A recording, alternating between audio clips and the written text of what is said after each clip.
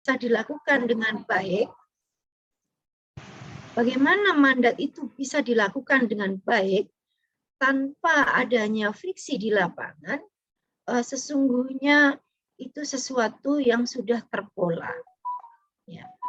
Kita BPUPD memiliki kewenangan profesional yang berbeda dengan jabatan fungsional yang lain. Oleh sebab itu, di dalam proses penyusunan PKPT, kalau teman-teman tidak terlibat, maka sangat sulit bagi teman-teman BPUPD untuk melaksanakan kewajiban yang seharusnya teman-teman lakukan sesuai dengan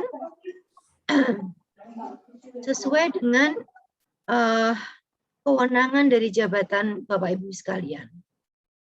Nah, dalam kesempatan ini Bapak Ibu sekalian, saya sampaikan bahwa di dalam Permendagri 48 tahun 2021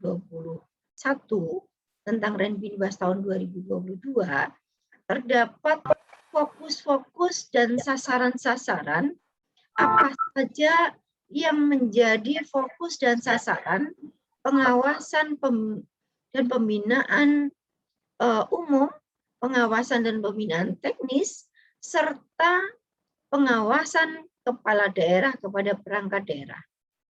Fokus-fokusnya silahkan Bapak Ibu lihat di dalam Renbinwas tersebut.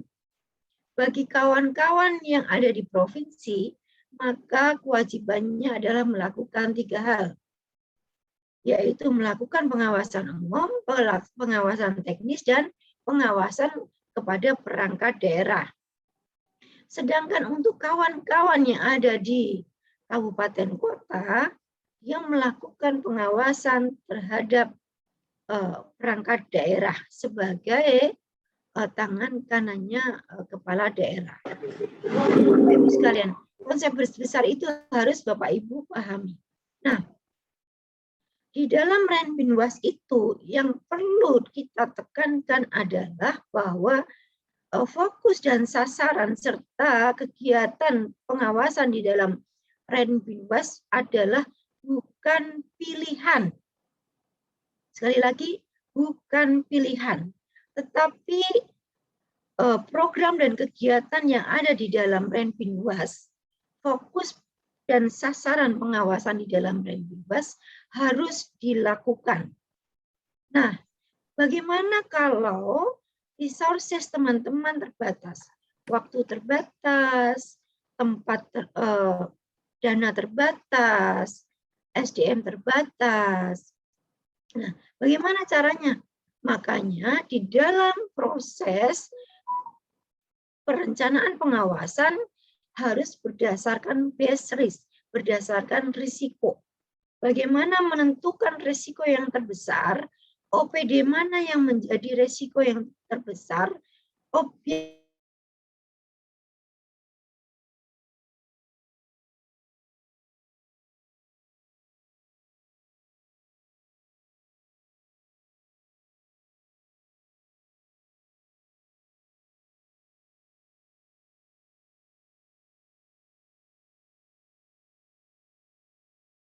kita tentukan. Nah, bagaimana cara menentukan prioritas, bagaimana cara menghitung risiko ini teman-teman, makanya kemarin Pak Irjen sudah mendorong teman-teman daerah, ayo kita belajar manajemen risiko, karena berdasarkan ilmu manajemen risk itu maka kita bisa menentukan titik-titik mana yang rawan, yang harus kita intens, kita prioritaskan untuk dilakukan pengawasan. Nah, untuk menyusun PKPT Bapak Ibu sekalian, dalam kesempatan hari ini kami kemarin mendapatkan berdasarkan hasil diskusi dengan kawan-kawan BPUPD, kita sepakati bahwa acara SBP ini adalah dari PPUPD untuk PPUPD. Kitalah yang membangun diri kita. Maka dalam kesempatan hari ini saya terima kasih matur nuwun sekali kepada Bapak Inspektur Kota Banjarbaru, Kalimantan Selatan yang berkenan menjadi narasumber hari ini. yang akan menjadi benchmark kita dalam penyusunan PKPT untuk kabupaten atau kota. Sedangkan narasumber yang kedua adalah Ibu Yulina.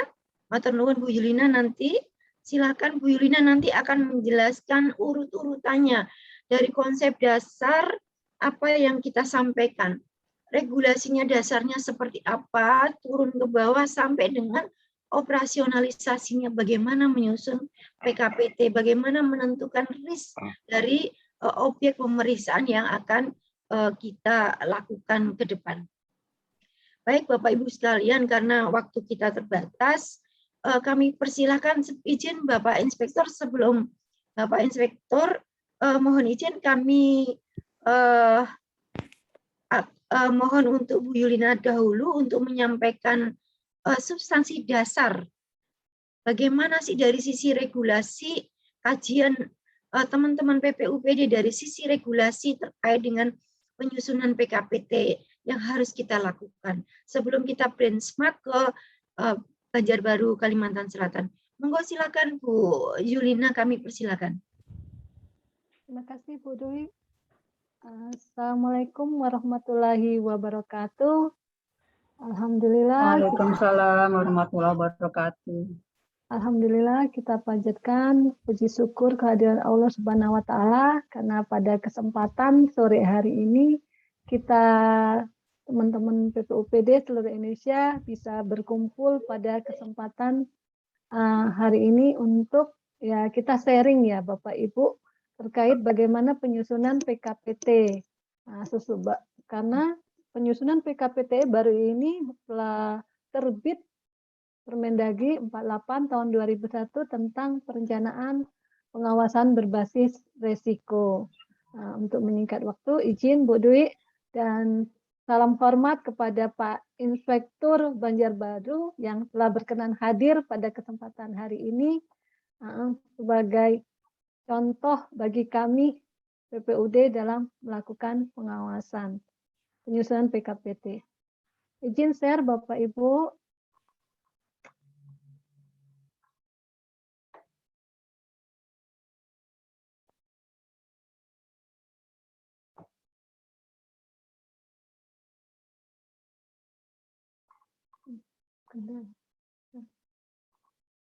Bapak Ibu, izin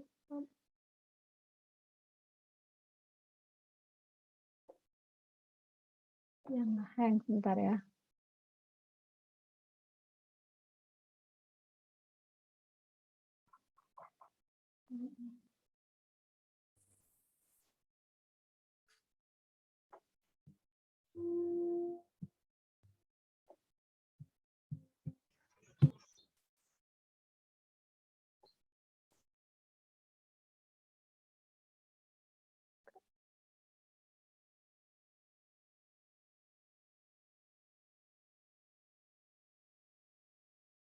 Bapak Ibu, maaf. Ada kesalahan teknis. Oke.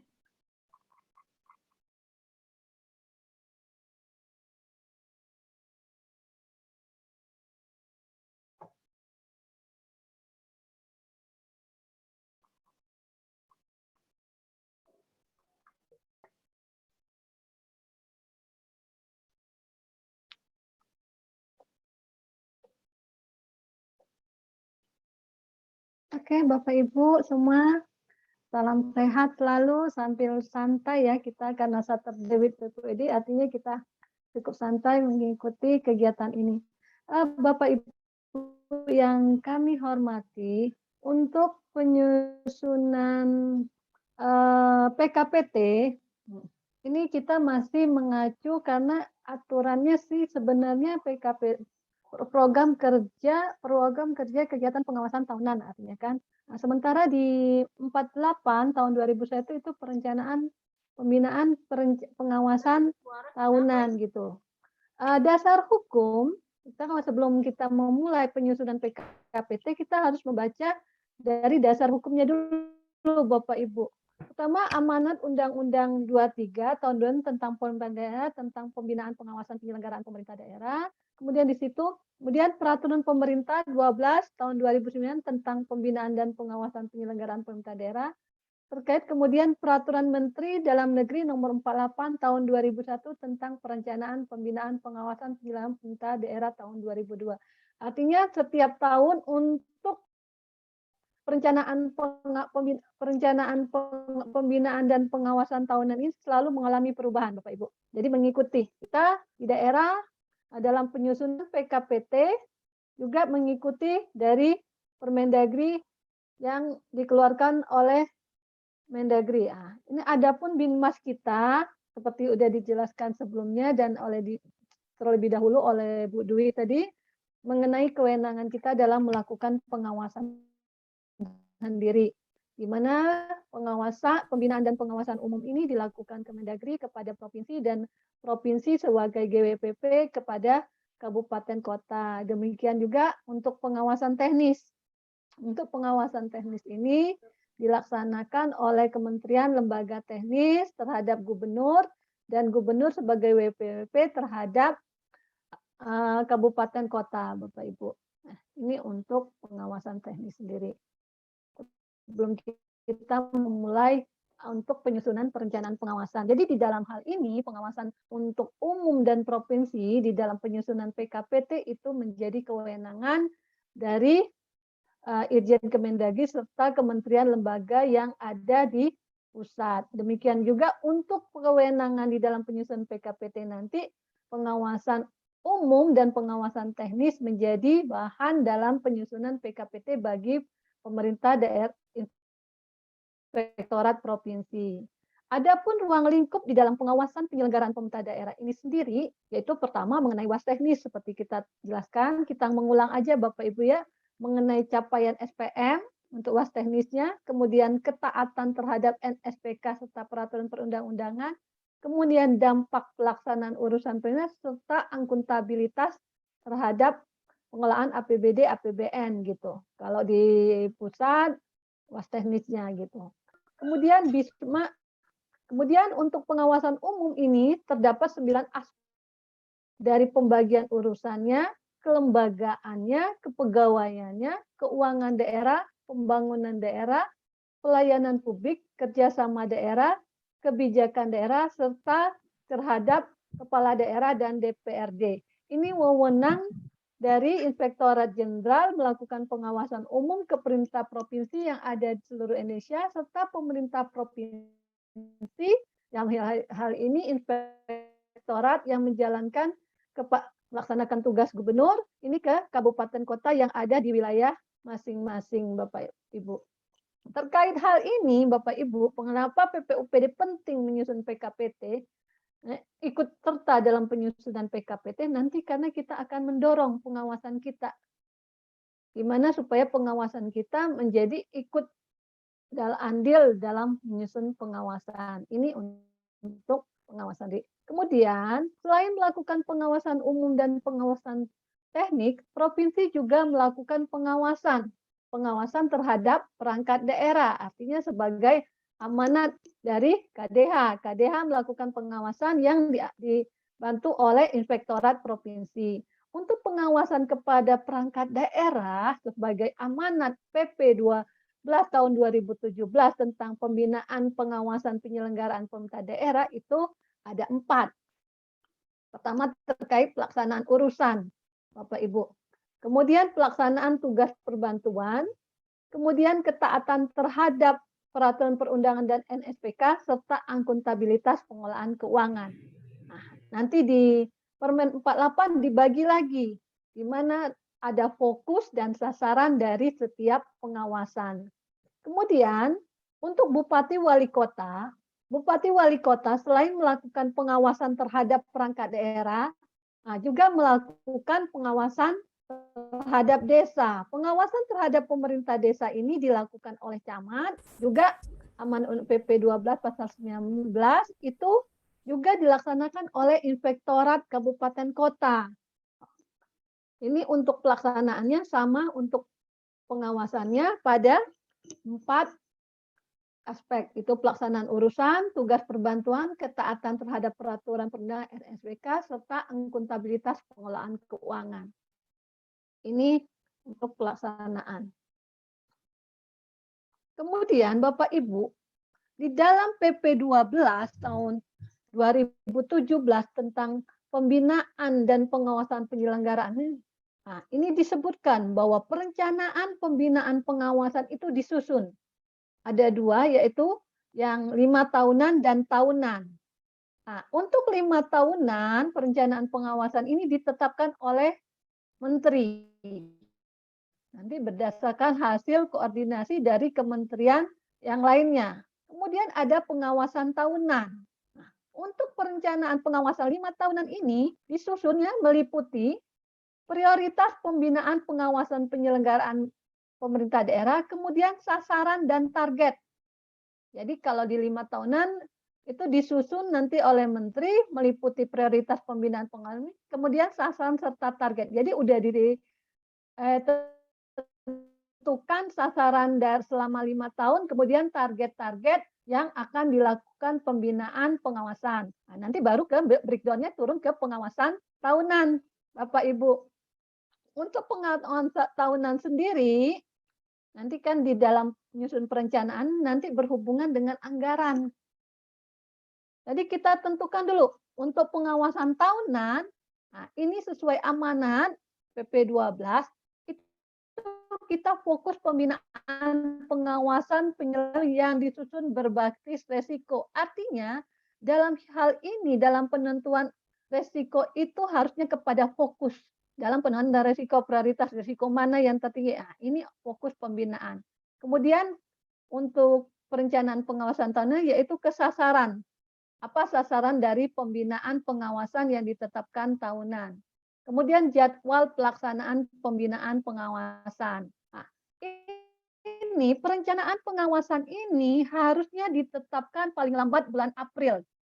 Jadi Bapak Ibu untuk untuk perencanaan pengawasan yang ditetapkan Mendagri itu paling lambat bulan April. Jadi harusnya ketika PKPT kita ini harus bisa masuk, setelah dihitung PKP ini harus masuk ke dalam dokumen perencanaan anggaran kita.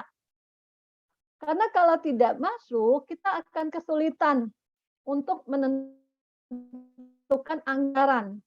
Nanti kalau kita udah menentukan target, anggaran, jumlah personil, insya Allah ketika melakukan pengawasan, karena pengawasan ini tidak hanya berupa kita melakukan, tapi kegiatan monitoring, review, tindak lanjut, juga termasuk kegiatan pembinaan diklat-diklat Bapak Ibu, kita sebagai PPUPD maupun auditor. Jadi di dalam perencanaan pengawasan ini tidak ada ini PKPT auditor atau PKPT PPUPD, semuanya sama, jadi satu PKPT nantinya Bapak Ibu. Hanya nanti baru kita sisihkan. Di dalam penyusunan pengawasan pembinaan, tema untuk tahun 2002 yaitu penyelenggaraan harus sesuai dengan rencana kerja pemerintah tahun 2002, yaitu pemulihan ekonomi dan reformasi struktural. Ini tema dalam penyusunan perencanaan pengawasan tahunan. Nah, meliputi di dalam tema ini Bapak Ibu, inilah baru kelihatan pembinaan pengawasan umum, pembinaan pengawasan teknis, serta pembinaan pengawasan KDH terhadap perangkat daerah. Ini sesuai dengan Permendagri 48 tahun 2021 Bapak Ibu. Ini tema pengawasan kita untuk 2021.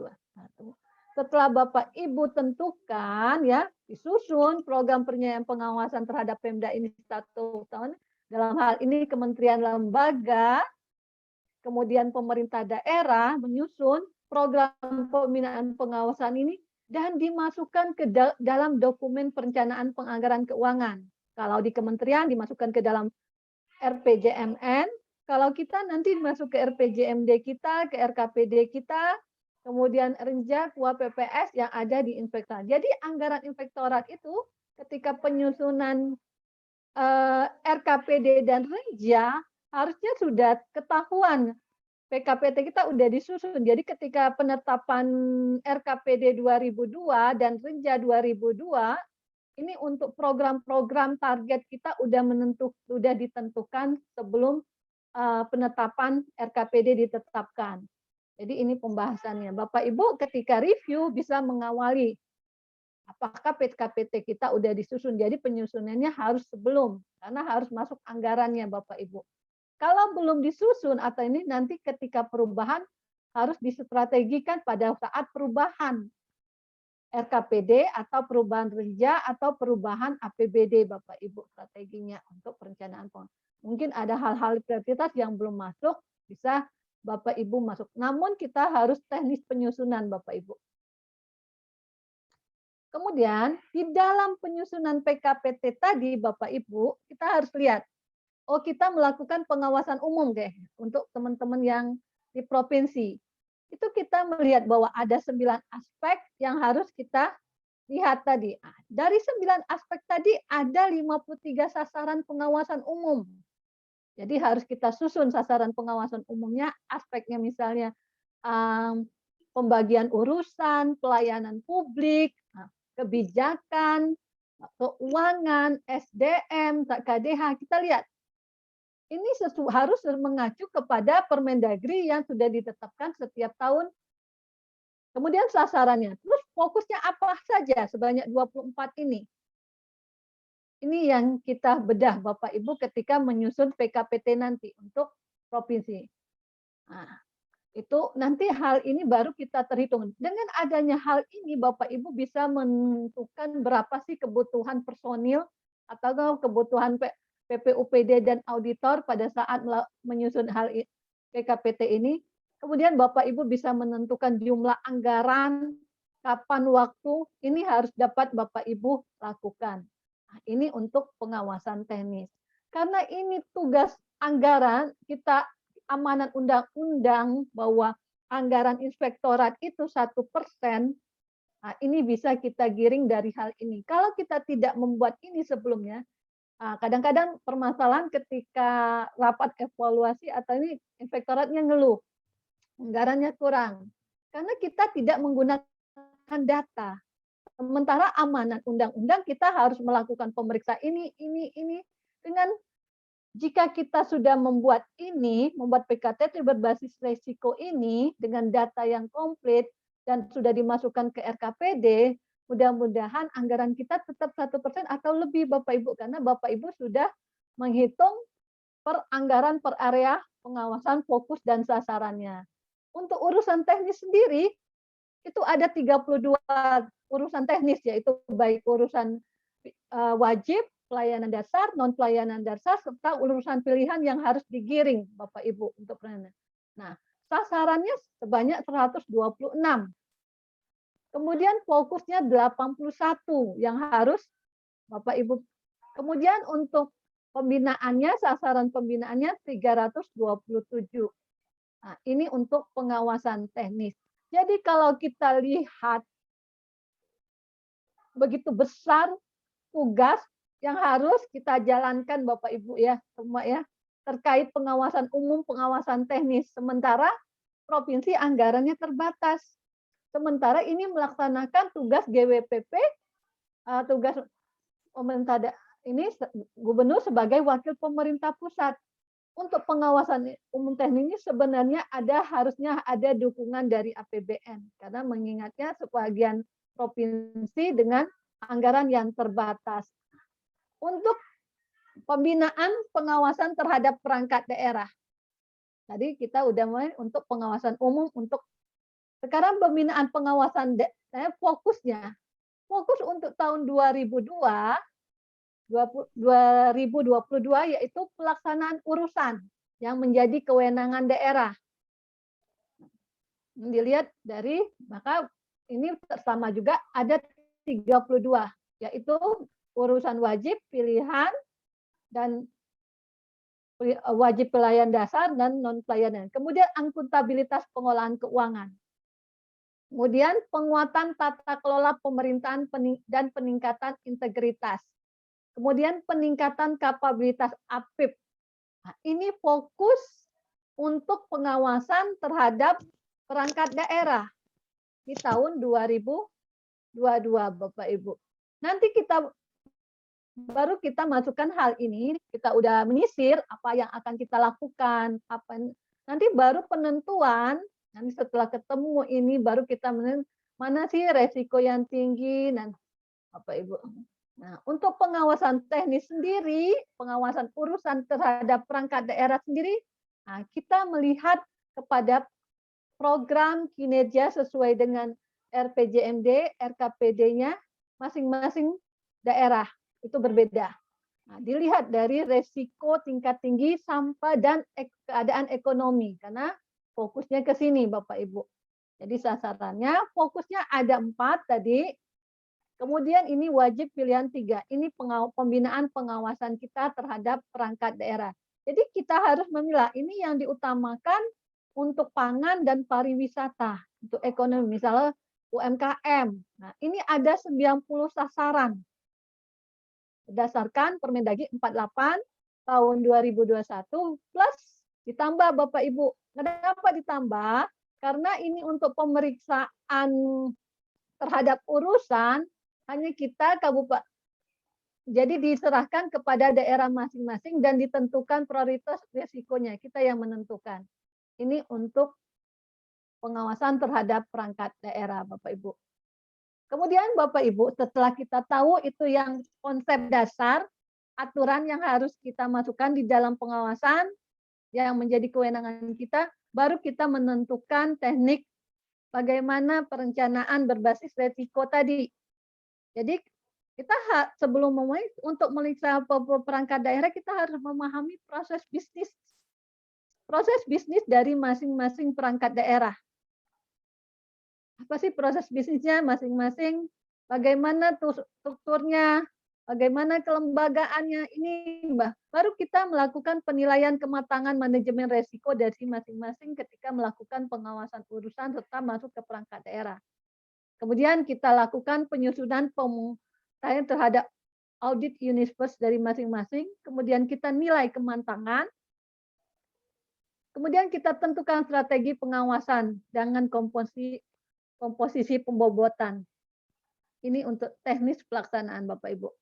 Jadi setelah Bapak Ibu ketemu kan, udah istilah kewenangan sesuai amanat undang-undang udah kita jalankan, prioritas resiko udah kita beregister resiko dan udah tentukan resiko psikomaring kita tentukan. Baru kita susun PKPT-nya Bapak Ibu. Tentukan PKPT-nya, buat lampiran PKPT-nya, kemudian kita sampaikan usulan ini sesuai dengan perencanaan pengawasan, Jakwas, dan kepada pimpinan, pada gubernur dalam ini untuk provinsi dan bupati wali kota untuk inspektorat kabupaten kota. Nah, ini untuk penyusunan prioritas area pengawasan. Penentuan prioritas area pengawasan ini dilihat ada skala prioritasnya Bapak Ibu. Ini untuk perencanaan pengawasan Bapak Ibu untuk langkah-langkah PBR. Nah, ini perencanaan pengawasannya dimulai dari sini, Pak. Kita pertama tentukan, ini kan sudah peta proses bisnisnya kita lihat, kemudian area, prioritas area pengawasannya kita susun Bapak Ibu. Nonton area ini kita lihat pertimbangkan IR dan RR-nya level berapa. Faktor-faktor pertimbangan manajemen risikonya kita lihat. Nah, di sini kita lihat anggarannya, kemudian terkait program, temuan tidak lanjut, nah, kemudian isu-isu terkait program kegiatan. Nah, ini Bapak Ibu, kemudian pertimbangan lain dalam pemutahiran. Nah, ini untuk penentuan PBR-nya, Pak, perencanaan berbasis resiko. Setelah ditentukan prioritas areanya ketemu, Bapak Ibu kita susun penyusunan prioritas areanya. Hitung total bobot masing-masing, total resikonya ketemu, nanti baru kita sasaran atau program RPJMD kecamatan ini faktor-faktor yang harus kita perhatikan. Dan setelah itu baru penyampaian informasi resiko, usulan kebijakan pengawasan, sudah rampungkan pada pimpinan. Baru kita bikin usulan kebijakan pengawasan, usulan PKPT, kemudian permintaan masukan atau persetujuan, mungkin ada permintaan dari pimpinan untuk melakukan pengawasan yang lain-lainnya. Nah, baru kita akomodir lagi, Bapak Ibu. untuk teknis pelaksanaannya Bapak Ibu. Ini faktor-faktor pertimbangan manajemen ya Bapak Ibu ketika melakukan nilai resikonya 1 sampai 5 ini ditentukan 6, 10, 11, 15, 16, 20, sampai 21, 25 ini. Misalnya anggaran, pertama dilihat faktor anggaran, perbandingan anggaran program, dilihat berapa sih anggaran programnya terhadap APBD, misal kurang dari 2%, ini masak skala 1 sampai 5. Nanti perbandingan anggarannya lebih kurang dari 5%. Ini belanja langsung. Nah, sekarang kan nggak ada lagi belanja langsung Bapak Ibu ya. Nanti kita rubah ini nanti ke belanja operasi. Gitu. Kemudian perbandingan anggaran program terhadap anggaran belanja APBD, misal kurang dari 10%. Kemudian perbandingan anggaran program terhadap belanja operasi APBD 15%. Nah, ini atau lebih dari 15%. Ini dari nilai anggaran. Jadi lihat SKPD-nya. Kemudian program termasuk dalam program prioritas ya. Apakah itu termasuk program prioritas nasional? Apakah itu masuk ke program prioritas provinsi atau program prioritas kabupaten kota? Atau program prioritas unggulan. Jadi setiap tahun itu ada sinkronisasi di dalam penyusunan APBD itu. Dilihat anggaran itu sinkronisasi dengan program prioritas. Sama enggak? Nah, program ini tidak terkait dengan langsung dengan tujuan sasaran RPJMD, dia hanya pendukung, padahal yang ditunjukkan visi misi kan. Kemudian tidak mendukung RPJMN, tidak termasuk sektor unggulan. Ini maksud ke 1 sampai 5, Bapak Ibu. Kemudian program itu terkait langsung dengan tujuan sasaran, namun tidak mendukung RPJMN. Nah, tidak termasuk sektor unggulan. Ini masuk ke skor 6 sampai 10.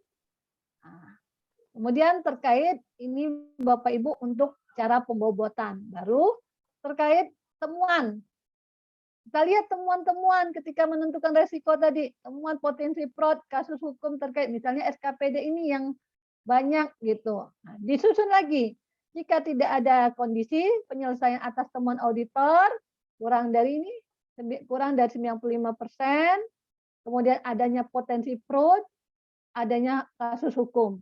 Ini masuk skala 1 sampai 5. Ini cara membobotnya Bapak Ibu.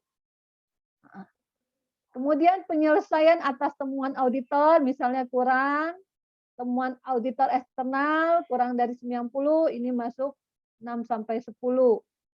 Nah, jika dia baik, jika semua terpenuhi, penyelesaian atas temuan auditor internal lebih dari 95, penyelesaian atas temuan auditor eksternal lebih, kemudian adanya potensi fraud, adanya kasus hukum masuk ke skor 21. Nanti kita bobot Bapak Ibu.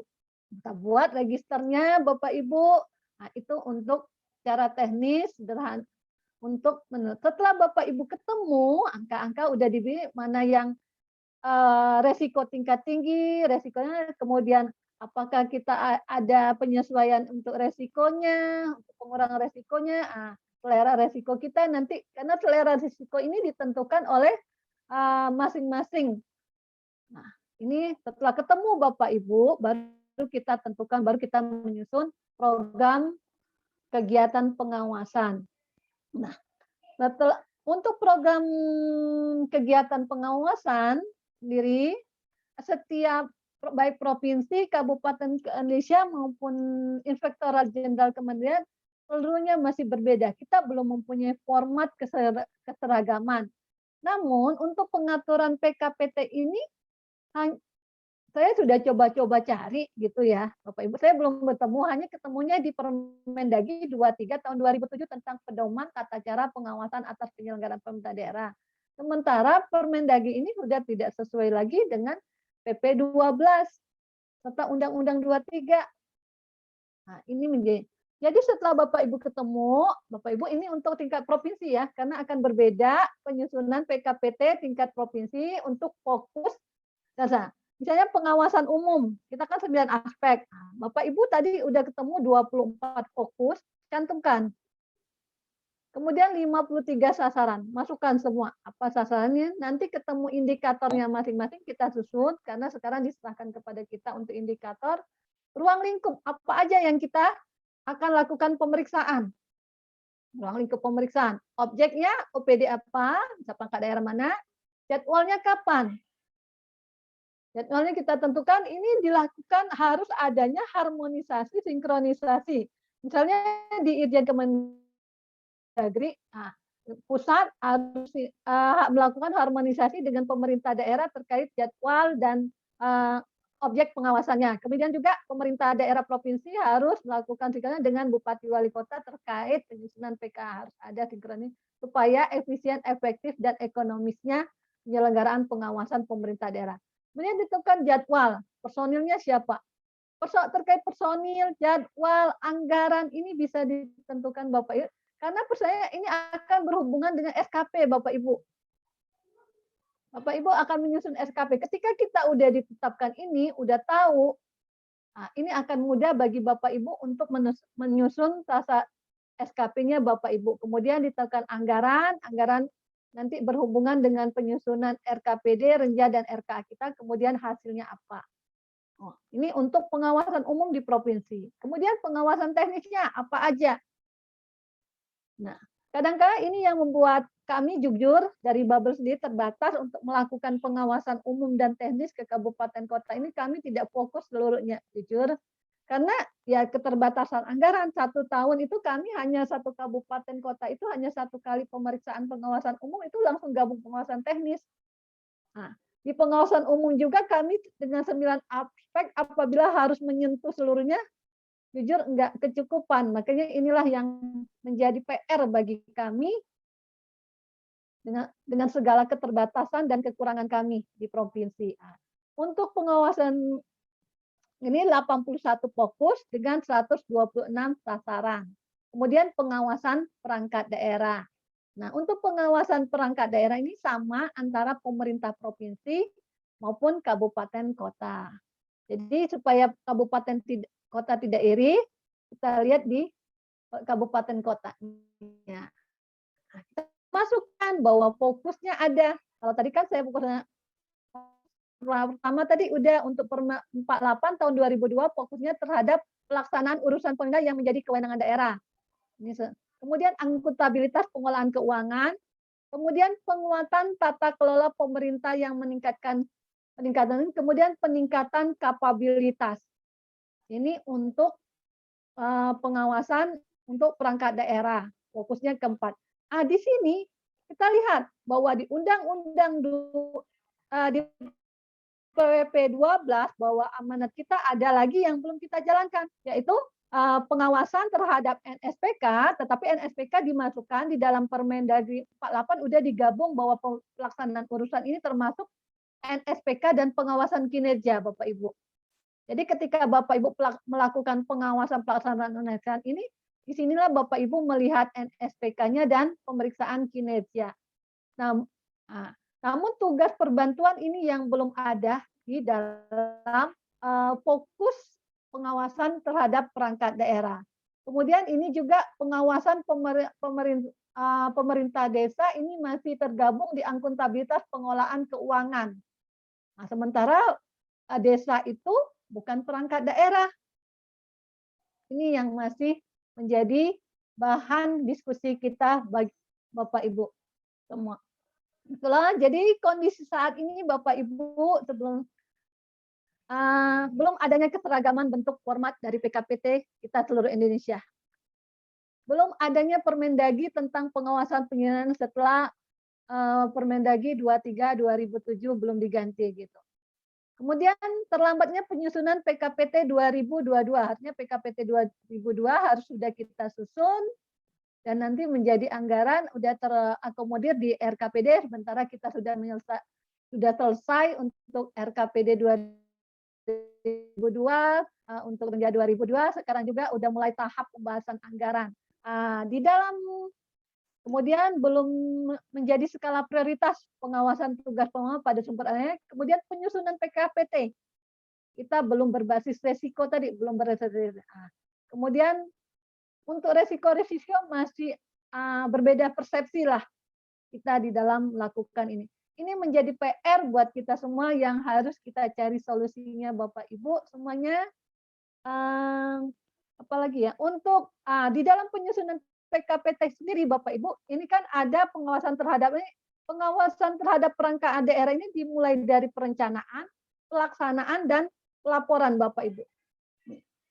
Di penyusunan perangkat daerah termasuklah itu di dalam akuntabilitas pengelolaan keuangan daerah itu review dokumen RKPD, Renja, kemudian RKA, PPAS. Di sini kan untuk review-review ini jadwalnya udah tentatif, udah pakem. Bapak Ibu tinggal menyantumkan jadwalnya masing-masing. Jadi jadwalnya bisa langsung ditentukan. Namun untuk yang belum, misalnya tentatif ini dilakukan harmonisasi dan sinkronisasi dengan PD, jadi supaya tidak tumbang tindih antara pengawasan kita, pengawasan Irjen, pengawasan BPKP, dan pengawasan APIP lainnya gitu, kementerian yang lain. Demikian Bapak Ibu, pada kesempatan ini yang dapat saya sampaikan. Ini saya coba buka ini sedikit sharing ya, untuk PKPT kami juga belum baik gitu. Mungkin ke depan mungkin ya. Untuk ini yang PKPT 2021 kemarin Bapak Ibu ya. Mohon izin bertanya, Ibu. Ya Pak, silakan Pak. Kami di Inspektorat Provinsi Bali, Ibu. Nama kami Ida Bagus Weda. Kami di Inspektorat Provinsi Bali per Januari 2021 terbentuk Irban Investigasi, di mana dalam peraturan gubernur terkait dengan pelaksanaan tugas pokok dan fungsi, Irban Investigasi melaksanakan tugas terkait dengan pemeriksaan khusus dan pengaduan masyarakat. Dan mungkin pemahaman kami terkait dengan dua tugas mandatori tersebut, itu hanya dapat dilaksanakan yang sifatnya tidak bisa direncanakan, Bu. Pemahaman kami. Dan itu sifatnya insidental. Itu yang susah kami tuangkan di dalam penyusunan PKPT. Nah, mohon masukan Ibu, sharing Ibu, kira-kira tugas apa yang bisa kami masukkan di dalam PKPT, Bu? Karena sesuai dengan mandatori kami hanya dua tugas itu aja, pemeriksaan khusus dan pengaduan masyarakat. Terima kasih Bu atas sharingnya. Terima kasih Pak Ida. Izin Bu, terkait untuk pengawasan investigasi tujuan tertentu itu kan tetap dimasuk di PKPT. Untuk jadwalnya dibikin tentatif aja Pak. Jadwalnya. Untuk personil kan kita udah tahu kekuatan kita Bapak. Untuk melakukan pemeriksaan, misalnya pengaduan masyarakat. Nah, ini udah tahu anggarannya berapa orang, kemana gitu, itu kita kurang lebih kita udah tahu. Nah, ini Bapak, jadi ini untuk jadwalnya aja ditentatifkan. Coba tentatif gitu, karena jadwal pengaduan ini tidak menentukan gitu Pak. Gitu. Boleh sharing Bu Yulina? Ya. Ibu sedikit Bu. Dari Bu. Boleh Bu? Ya silakan Bu.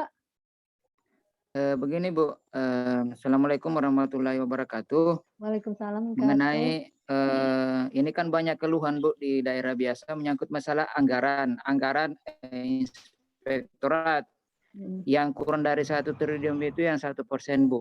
Nah kemudian mengenai besaran itu Bu, kami biasa kalau sudah konsultasi dengan Bapeda, dia bilang anggarannya itu sudah lebih dari 1%.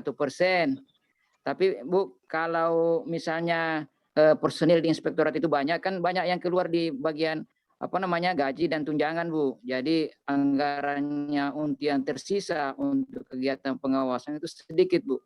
Memang yang diatur di dalam aturan regulasi itu Bu, itu termasuk biaya-biaya itu ya Bu ya, gaji dan sebagainya Bu. Terima kasih. Waalaikumsalam. Iya Pak.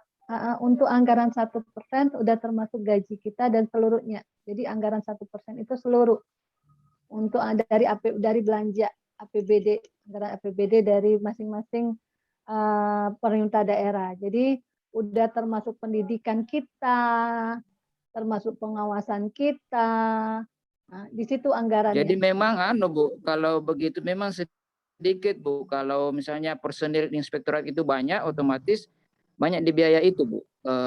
Banyak di biaya-biaya yang itu, bukan di biaya-biaya di pengawasan. Ya, makasih Bu. Untuk personil makanya kita kan ada analisis kebutuhan. Disesuaikan dengan kebutuhannya Pak. Nanti kan ketika kita semakin besar APBD kan semakin tinggi gitu kan anggarannya. Nanti itu disesuaikan Pak.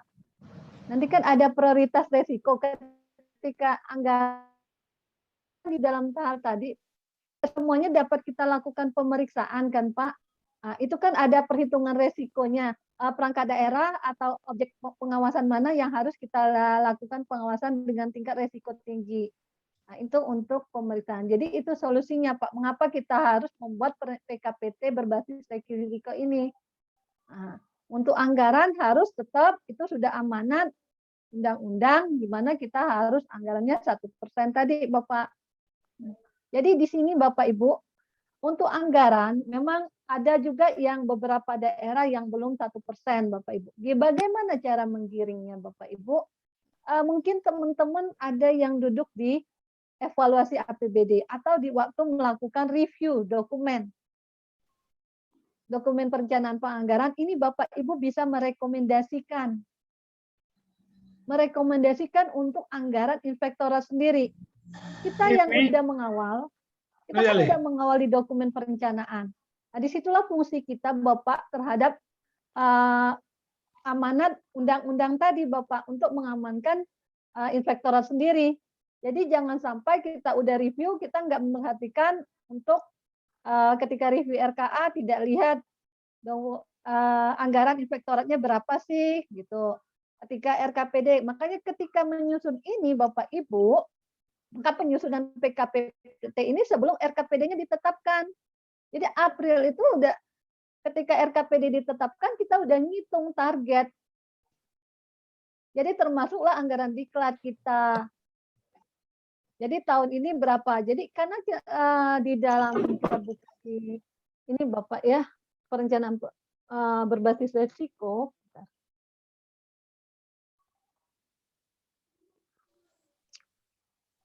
Nah, di sini kan, di sini terlihat untuk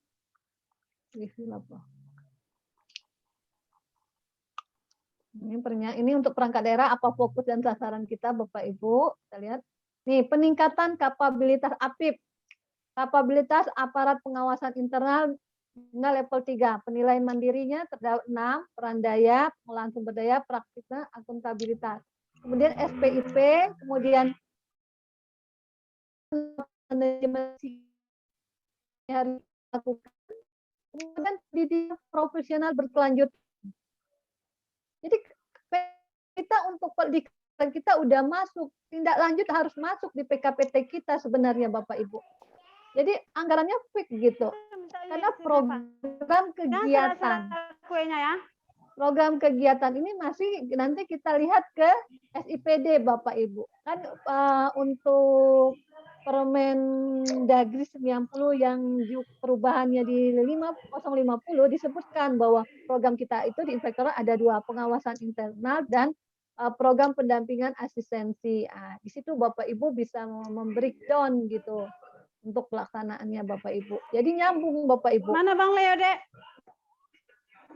Mana Bang Leo? Nanti kalau di misalnya kayak di provinsi, teman-teman PPUPD yang ada di pusat harus ngawalin anggaran ketika evaluasi APBD. Kan evaluasi APBD dilakukan oleh pemerintah pusat.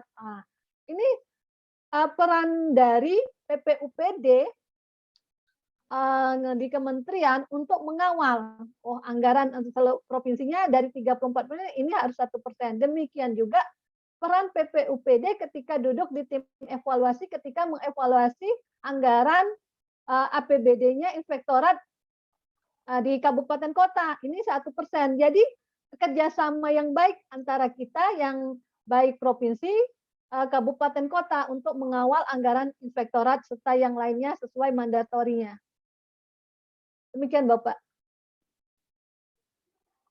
Nah, jadi fokus-fokus kita, Bapak Ibu, mengacu ke sini. Nanti untuk penilaian resiko mana yang ini, nanti tergantung Bapak Ibu melakukan register resiko masing-masing. Itu untuk penyusunannya. Nah, ini saya share, ini kan ada 4 fokus. Nah, jadi untuk ke kinerja nih, pelaksanaan urusan perintah yang menjadi kewenangan daerah, pelaksanaan pembinaan urusan program kegiatan tercantum dalam RPJMD, RKPD gitu. Dan skala tinggi. Nah, ini dimasukkan di dalam ini, dalam pemeriksaan urusan ini termasuk pemeriksaan NSPK serta pemeriksaan kinerja. Boleh ada tanda silang? Bapak Ibu. Nah, ini untuk share, saya share juga nanti karena waktu juga terbatas, Bapak Ibu, terkait PKPT kami di tahun 2001.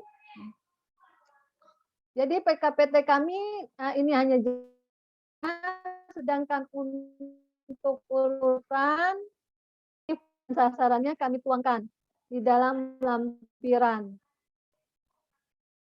Di lampiran 1 di sini fokusnya kepala daerah, kemudian pengawasan bersifat mandatori, ini fokus-fokusnya ini di 2001. Nah, pengawasan prioritas nasional, pengawalan reformasi birokrasi, kemudian peningkatan kapabilitas APIP. Nah, ini untuk fokus dan sasaran di tahun 2021. Untuk jadwal, di sini jadwalnya kami masukkan seluruh termasuk jadwalnya pemeriksaan dari pusat atau instansi lain, supaya sinkronisasinya, supaya tidak tumpang tindih Bapak Ibu. Nah, ini pengawasan terhadap penyelenggaraan urusan pemerintah, misalnya dilakukan Irjen itu pada bulan Juli. Nah, hanya di sini kami belum menyantumkan anggaran, personil, nah, ini belum. Nah, ini kita dapat, nanti Bapak Ibu kita bisa perbandingan juga dari Banjarbaru, ada dari Bandung, untuk memperkaya gimana sih nanti ke depan biar kita mempunyai format, bentuk, serta keseragaman dari PKPT seluruh Indonesia. Jadi untuk mengawal urusan kita menjadi mudah Bapak Ibu. Kemudian Sekretariat DPRD ini, di sini ada dari Irjen Kemendagri, Irjen Kemendikbud, kalau turun, ini dilakukan harmonisasi Bapak Ibu. Kemudian kapan kami turun ke kabupaten kota, ini semua dengan. Nah, yang untuk tentatif sebenarnya untuk review RKPD, Renja ini kan udah fix, bukan tentatif lagi. Udah pakem jadwalnya, harusnya ditentukan. Ini belum ditentukan, ini kelemahan kami gitu.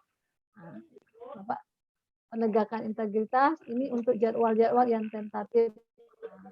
Demikian Bapak Ibu pada kesempatan ini yang dapat saya sampaikan untuk Provinsi Bangka Belitung. Lebih dan kurang saya mohon maaf. Akhir kata saya ucapkan wabillahi taufiq wal hidayah. Wassalamualaikum warahmatullahi wabarakatuh. Waalaikumsalam warahmatullahi wabarakatuh. Kita lanjut Bapak Ibu.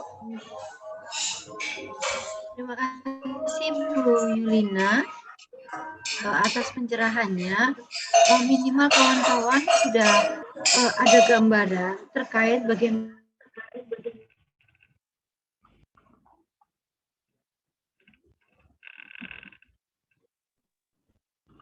ya. Jadi Bapak Ibu sekalian, berdasarkan penjelasan Bu Yulina tadi, minimal kita bisa mendapatkan gambaran terkait dengan penyusunan PKPT konsep dasarnya seperti apa. Ini ada beberapa pertanyaan teman-teman yang sudah masuk by chat. Ini sementara kita hold dulu, kita kantongi dulu. Kami persilahkan Bapak Dr. Andes Rahmat Taufik, MSI, Inspektor Kota Banjarbaru, yang alhamdulillah siang hari ini berkenan memberikan pencerahan kepada teman-teman PPUPD.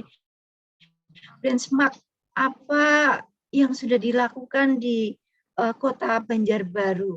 Mungkin ini informasi kami dapat dari Pak Husen, Pak Inspektur, bahwa Kota Banjarbaru PKPT-nya bagus, sehingga saya tertarik, sehingga mohon izin Pak Inspektur berkenan men-share kepada teman-teman, sharing ilmunya agar teman-teman ada gambaran. Monggo kami persilahkan Bapak Dr. Andes Rahmat Taufik MSc, kami persilahkan. Mohon izin Bu Dwi. Ya. Tadi Pak Inspektur sempat masuk ke Zoom, tapi karena lagi di luar daerah kayaknya terbatas signal Bu Dwi. Oh gitu. Iya. Oh gitu. Ada perintah untuk menindaklanjuti enggak, Dek Tia? Kalau bisa memberikan gambaran. Tia izin yang share bisa? Boleh, silakan.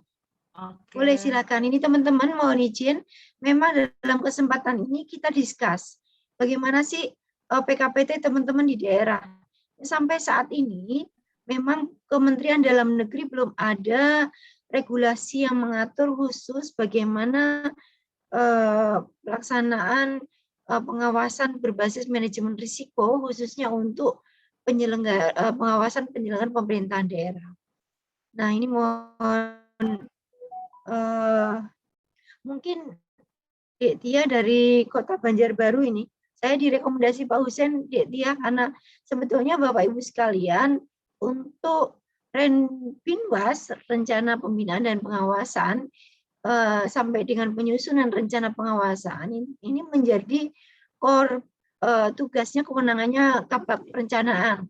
Nah, ini memang di luar kewenangan kami, tetapi karena kawan-kawan banyak sekali yang menanyakan, dan ini cukup krusial karena ini menjadi pangkalnya pelaksanaan tugas teman-teman BPUPD, maka kami hitam tuh Bunda, minta maskernya yang hitam. Mohon izin teman-teman yang lain untuk di-mute boleh. Nah, jadi kami minta coba Kota Banjarbaru seperti apa. Kalau memang ini bagus, kita bisa benchmark untuk teman-teman kawan-kawan yang lain. Monggo silakan Dek Tia. Baik, Assalamualaikum warahmatullahi wabarakatuh. Selamat sore Bapak Ibu, para senior, mohon izin. Saya di sini, tadi sebenarnya Inspektur Kota Banjarbaru sudah sempat masuk di Zoom meeting ini, tapi karena beliau mungkin ada di daerah terkendala signal, mohon izin Bapak Ibu sekalian, saya menyampaikan PKPT berbasis risiko Inspektorat Kota Banjarbaru tahun 2021. Sebenarnya PKPT ini masih jauh dari sempurna, tapi ini sudah memuat bagaimana pemisahan tugas jabatan fungsional yang ada di Inspektorat Kota Banjarbaru. Boleh lanjut Ibu Yulina? Ya, ini lanjut aja Bu. Ini Yulina boleh diperbesar atau saya aja yang share screen bisa Bu? Minta tolong adik-adik host, Tia tolong dikasih akses ke host. Oke, sudah Dek Tia, boleh silakan.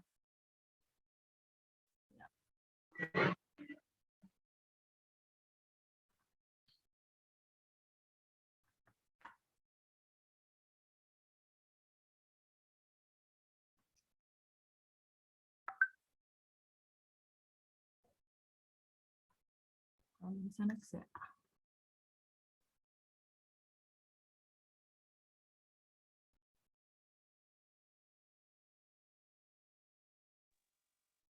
Ya, sebenarnya apa itu PKPT? PKPT itu adalah pedoman yang dijadikan kebijakan pedoman bagi inspektorat yang berisi kebijakan pengawasan, nanti juga ada berisi jenis-jenis pengawasan yang akan dilakukan selama 1 tahun yang akan dijadikan sebagai landasan bagi petugas audit, review, evaluasi, monep, pemantauan, asistensi.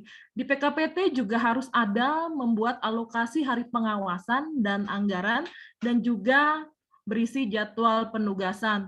Pedoman inilah nanti yang akan digunakan dalam perencanaan, persiapan, dan pelaksanaan bahkan sebagai pelaporan hasil pengawasan. Tujuannya juga adalah untuk meminimalisir duplikasi pengawasan, kemudian bisa memaksimalkan hari pengawasan, dan yang terpenting adalah agar laporan kita bisa selesai tepat waktu. Nah, sekarang pengawasan kita sudah berbasis risiko.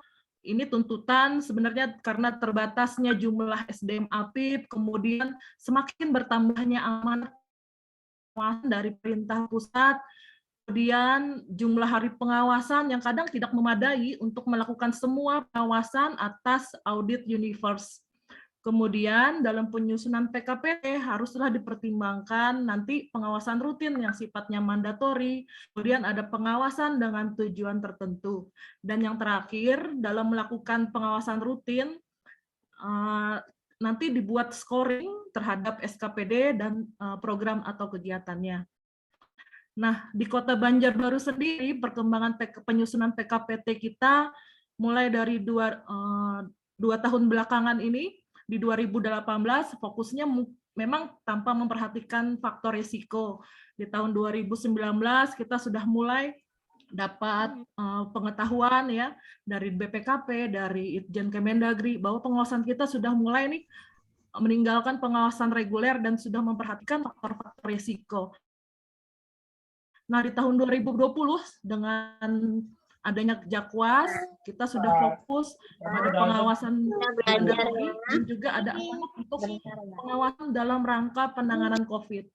Nah, di 2021-nya lagi dengan lahirnya Permendagri 20 tahun 2000, Permendagri 23 tahun 2020 sudah memfokuskan pada pengawasan yang sifatnya mandatori, kemudian ada penanganan COVID tanpa juga membaikkan pengawasan rutin atas program kegiatan dengan juga mempertimbangkan faktor risiko.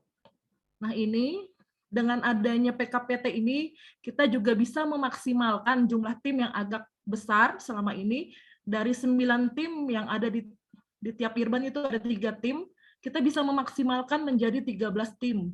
Kemudian fokusnya juga untuk mandatori dan program-program prioritas nasional. Kemudian dengan menggunakan faktor risiko, kita bisa menentukan SKPD mana yang akan kita lakukan pemeriksaan atau audit, dan juga sudah berdasarkan kegiatan prioritas untuk mencapai tujuan pemerintah daerah itu sendiri.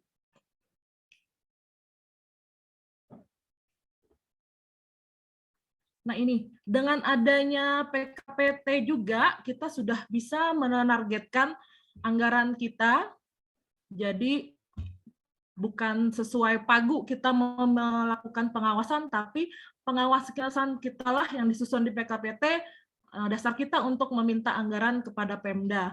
Nah ini sudah proporsionalnya sudah terbagi 3, untuk pengawasan internal 30%, penyelenggaraan pengawasan tujuan tertentu 30%, dan kegiatan pendampingan atau asistensi sudah 30%.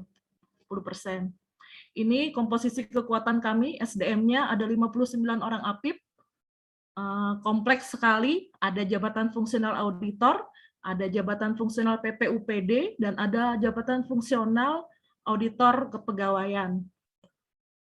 Lanjut, nah di 2021, pengawasan kami yang dilakukan masuk ke PKPT yang pertama adalah pengawasan dengan tujuan tertentu, itu meliputi atas audit investigasi berupa penyalahgunaan wewenang atau tindak pidana korupsi, kemudian ada penghitungan kerugian negara atau daerah, kemudian pengawasan mandatori yang diamanatkan pemerintah pusat kepada daerah yang sifatnya kinerja rutin pengawasan seperti kegiatan review RPJMD, review Renstra, review RKPD, review Renja, KUA PPAS, RKA, kemudian review LKPD, review laporan kinerja, review LPPD, sampai kepada review Dakpisik, dan sampai kepada monitoring evaluasi penyerapan anggaran dan tindak lanjut hasil pengawasan APIP dan BPK.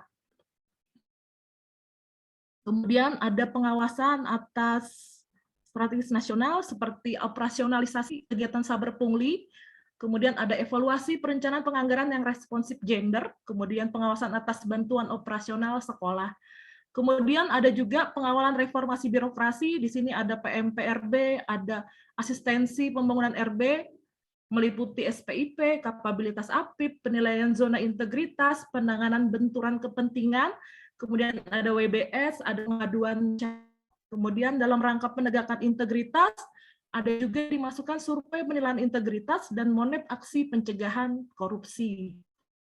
Kemudian atas peningkatan kinerja, maaf, klik. Dalam rangka peningkatan kapabilitas APIP, ada audit kinerja, ada audit keuangan atau kepatuhan kegiatan SKPD, ada kegiatan evaluasi NSPK, kegiatan SKPD, nah ini fokusnya dilakukan oleh PPUPD, kemudian ada pengawasan pengendalian kepegawaian, ini dilakukan oleh teman-teman dari Jabatan Fungsional Auditor Kepegawaian, dan juga memasukkan pendidikan jabatan fungsional dan pendidikan sertifikasi di bidang pengawasan. Yang paling penting, di tahun 2021, PKPT Inspektorat Kota Banjarbaru juga memasukkan terkait penanganan COVID, baik kegiatan refocusing anggaran, asistensi bansos, asistensi penanganan dampak ekonomi, dan pengawasan vaksinasi COVID-19. Nah, ini sepertinya sudah hampir sama dengan PKPT, amanat PKPT 2022 tadi yang disampaikan oleh Ibu Yulina. Nah, lanjut, kami sudah memetakan juga, ini kelihatan ya Bu Excel-nya? Belum kelihatan. Oh, belum kelihatan, sebentar. Kelihatan hitam doang.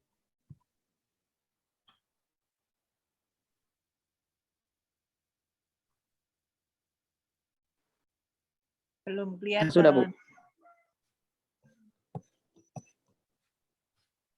Gimana kelihatan? Sudah. Oke. Tidak.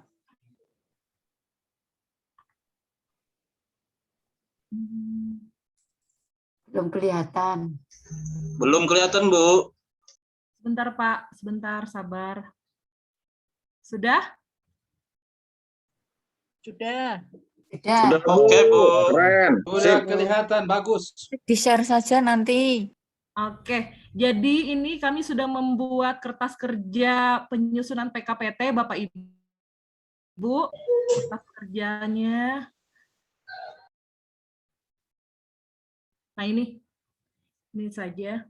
Jadi di kertas kerja penyusunan PKPT berisiko, kami mengambil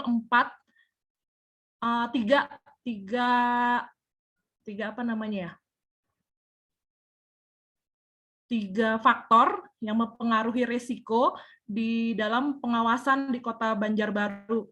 Yang pertama, risiko auditan, yang kedua, signifikansi objek pengawasan, dan yang ketiga adalah kemampuan APIP. Untuk risiko auditan, kami men-scoring audit universe kami, menetapkan risiko inherentnya beserta skornya, seperti ini. Ini untuk risiko auditan ya. Nah, kemudian untuk signifikansinya, kami juga men-scoring mana kegiatan atau program yang menjadi risiko dalam penyelenggaraan pemerintahan daerah. Dan kemudian kami juga men-scoring kemampuan APIP kami atas melakukan pengawasan yang lalu dalam melakukan pengawasannya. Nah, ini bobot pembobotannya kami menetapkan untuk risiko auditannya 40%, signifikansi objek pengawasannya 40%, dan kemampuan APIP adalah 20%. Nanti ini dibagi-bagi lagi Bapak Ibu. Misalnya kemampuan APIP yang 20% ini 10%-nya adalah untuk kemampuan keahlian personilnya, 10%-nya adalah pengalaman pemeriksa atas program kegiatannya yang lampau gitu. Nanti dibobot seperti ini. Nah, ini hasil kertas kerja akhirnya seperti ini. Maka keluarlah di sini skor, keluarlah rankingnya. Inilah yang menentukan risiko-risiko yang ditetapkan. Nah, setelah ada kertas kerja akhir PPBR, kita bisa menetapkan jadwal. Ini jadwal PKPT kami selama 1 tahun per bulan, dan di sini sudah memisahkan mana kegiatan yang harus dilakukan PPUPD, mana yang harus dilakukan auditor, dan bisa dilakukan gabungan. Dan ada juga yang dilakukan oleh teman-teman kami di auditor kepegawaian ini, pengawasan pengendalian kepegawaian. Nah, ini P2UPD, PPUPD sudah khusus dia per bulan melakukan pengawasan, misalnya NSPK, dia sudah tiap bulan melakukan review BMD juga ada di sini. Kemudian kalau yang ini wajib ya, mulai dari review RPJMD, review Renstra, itu PPUPD semua yang melaksanakan. RKPD juga, Renja juga. Kalau RKA itu masih ada gabungan antara auditor dengan PPUPD. Nah, ini schedule-nya. Nah, ini juga memuat tadi yang kegiatan strategis nasional, ada tindak lanjut BPK, tindak lanjut APIP, ada tindak lanjut APIP provinsi, ada kegiatan juga MCP, ada integritas, ada review DAK, SPIP, kegiatan audit investigatif, dan probity. Namun ini juga belum. Nah, kemudian setelah itu ada lampirannya ini, lampirannya sudah memasukkan susunan timnya berapa, anggaran waktu hari pengawasannya berapa, dan tarif biaya pengawasannya ini sudah ada. Nah, inilah nanti yang menjadi dasar kita dalam penyusunan rencana kerja pengawas Inspektorat 2021. Ini keuntungannya pada tahun lalu kita bisa menyusun PKPT ini karena waktu itu juga rencana Binwas itu sudah agak cepetan daripada tahun ini sebelum penyusunan RKPD 2022, dan kita bisa memasukkannya di RKPD 2022 dan Renja 2022 Inspektorat Kota Banjarbaru.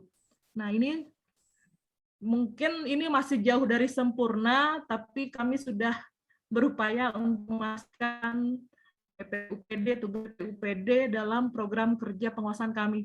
Bukan PKPT yang berpisah dari jabatan fungsional lain, tapi adalah PKPT yang bersinergi dengan jabatan fungsional yang ada di Inspektorat Kota Banjarbaru. Itu saja yang bisa saya share, Bu Yulina dan Bu Dewi Budi. Terima kasih Adinda Tia, luar biasa sekali.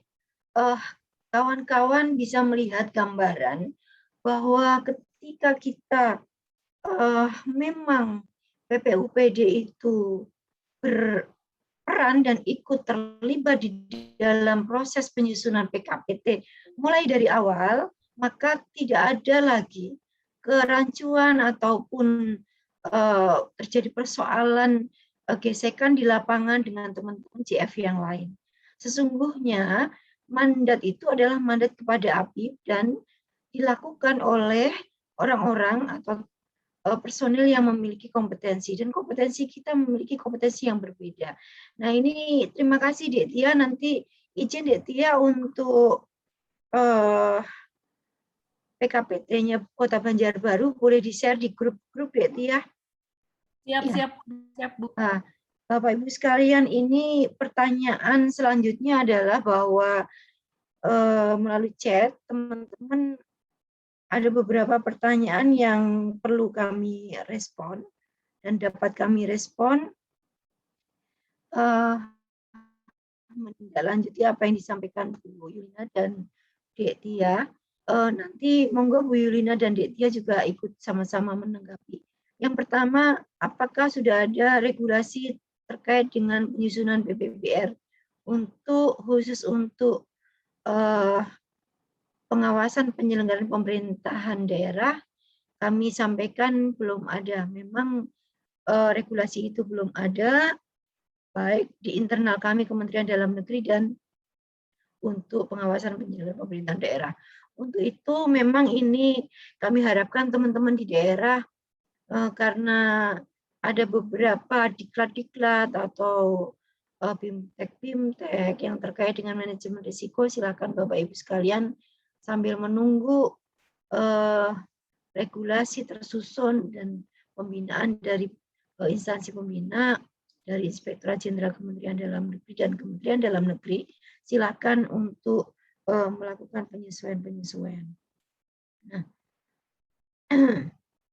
kemudian ini persoalannya memang betul, Bapak Ibu sekalian, kenapa regulasi ranking WAS untuk tahun 2022 ini agak terlambat. Memang mohon izin, untuk tahun 2021 mekanisme penyusunan regulasi termasuk sampai dengan level peraturan Menteri Dalam Negeri ada beberapa layer lagi, beberapa tahapan lagi yang harus dilakukan.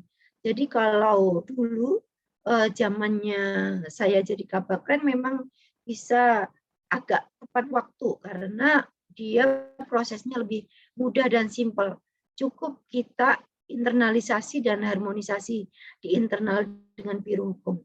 Akan tetapi mulai tahun 2021 ada tambahan lagi bahwa harus ada mulai dari harmonisasi dengan staf khusus menteri kami, kemudian harus ada harmonisasi dengan Kemenkumham, dan satu lagi harus ada persetujuan presiden, sehingga regulasi-regulasi kita semakin lama untuk prosesnya, tapi tidak mengurangi dari makna regulasi itu. Silakan teman-teman di daerah untuk melakukan penyesuaian-penyesuaian. Nah, apakah penyesuaian itu ada batasnya? Memang penyesuaian ini disesuaikan dengan anggaran itu tentunya seperti itu. Akan tetapi dalam konsep ini mohon tolong teman-teman buat dulu PKPT yang ideal. Nah, buat dulu PKPT yang ideal, kemudian langkahnya adalah lakukan revisi anggaran. Nah, itu yang bisa kita tempuh. Nah, terkait dengan kapasitas pemenuhan anggaran, regulasi kita sudah jelas. Permendagri 27 tahun 2021 tentang Pedum APBD 2022 di sana sudah di statementnya implisit ada sekian persen untuk strata pemerintah daerah yang memiliki pendapatan dari sampai dengan 1 triliun sampai dengan 2 triliun, di atas 2 triliun. Kalau provinsi 0 sampai 4, 4 sampai 10, di atas 10. Nah, itu sudah ada presentasinya. Memang untuk mengawal itu sesungguhnya kami kemarin sudah melakukan diskusi dengan para inspektor, buka di dalam PP 12 tahun 2019 di pasal 111. Di sana dinyatakan bahwa ketika kepala daerah tidak mengalokasikan anggaran sesuai dengan ketentuan perundang-undangan, termasuk di dalam tidak sesuai dengan Pedum APBD, maka Menteri Dalam Negeri dapat mengusulkan penundaan atau pemotongan dana transfer umum. Nah, ini adalah kekuatan teman-teman inspektorat daerah untuk mengawal. Kakak, adik kayak mana? Dalam proses review, tolong teman-teman dipertegas dan diperjelas bahwa ketika teman-teman review untuk anggaran inspektorat memang tidak dipenuhi, silahkan itu diperjuangkan, masukkan di dalam catatan hasil review. Nah, nanti dilihat ketika evaluasi, apakah evaluasi lolos. Nah, ini juga untuk kabupaten kota, ini memang menjadi concern dari teman-teman inspektorat daerah yang provinsi, yang ada di provinsi, untuk ikut membantu teman-teman inspektorat daerah kabupaten kota untuk mengawal kecukupan anggaran sesuai dengan aturan. Nah, ini. Tadi Bu, PP berapa Bu? PP 12 tahun 2019. PP 12 tahun 2019. Jadi Bapak Ibu sekalian, sekali lagi saya sudah sering menyampaikan Undang-Undang 23 tahun 2014 itu ada banyak sekali turunannya PP-PP-nya. PP mendasar yang harus kita pahami adalah satu, PP terkait dengan kelembagaan. PP 18 yang mana direvisi dengan PP 72. Kemudian PP terkait dengan pengelolaan keuangan, PP 12 tahun 2019. Kemudian PP tentang Binwas Pemda, itu PP 12 tahun 2017. 3 PP besar itu yang Bapak Ibu harus pahami ya. Kemudian mohon untuk menjadwalkan diklat-diklat teknis agar SDM kami bisa ditingkatkan. Memang Bapak Ibu sekalian, setelah nanti selesai dengan tunjangan jabatan, kemudian kelas jabatan, langkah selanjutnya Kementerian Dalam Negeri dalam hal ini Inspektorat Jenderal akan menata kembali terkait dengan diklat, baik diklat teknis maupun diklat fungsional, khususnya untuk teman-teman PPUPD. Nah ini memang sekali lagi semua adalah step by step. Teman-teman harap bersabar, saya ini hanya bisa menyampaikan kepada teman-teman PPUPD sabar, sabar, dan sabar. Terkait apapun. Angka kredit sabar, kesejahteraan sabar, pembinaan diklat sabar, tapi prinsipnya bahwa secara simultan semua bergerak dan insya Allah ke depan akan lebih baik. Insya Allah ke depan akan lebih baik dan insya Allah lah seperti kemarin tunjangan jabatan sudah ada kesepakatan, dan tinggal legal drafting di Menpan dan kita sudah menyampaikan kepada tim Stranas untuk mempercepat proses legal draftingnya. Jadi itu seperti itu semua berjalan, termasuk kami juga sedang ini di Inspektorat Jenderal Pak Irjen sedang memperjuangkan kelas jabatan untuk teman-teman. Nah ini memang diperjuangkan mulai dari inspektornya sampai dengan irbannya, termasuk dengan teman-teman JF-nya. Jadi minimal antara JF di dalam satu atap APIP itu harus sama di semua daerah. Baik Bapak Ibu sekalian, itu yang dapat kami sampaikan. Apakah ada pertanyaan lagi? Monggo silahkan. Atau Bu Yulina mau menambahkan, menanggapi, silakan. Penanya Bu. Ya silakan Pak Ansori. Terima kasih Bu, saya Ansori dari Inspektorat Kabupaten Lampung Timur. Kami dalam hal penanganan segala kesalahan pemeriksaan ataupun segala macam yang berkaitan dengan inspektorat itu masih memakai ibaratnya auditor mandate gitu loh.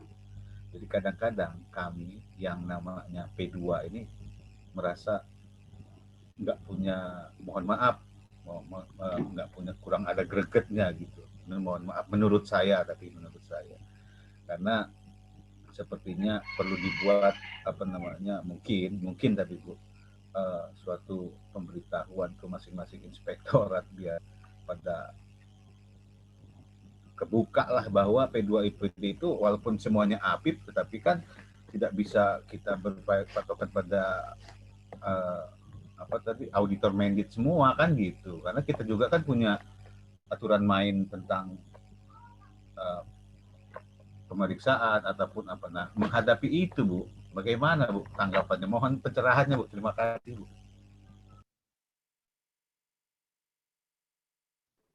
Terima kasih Pak Ansori.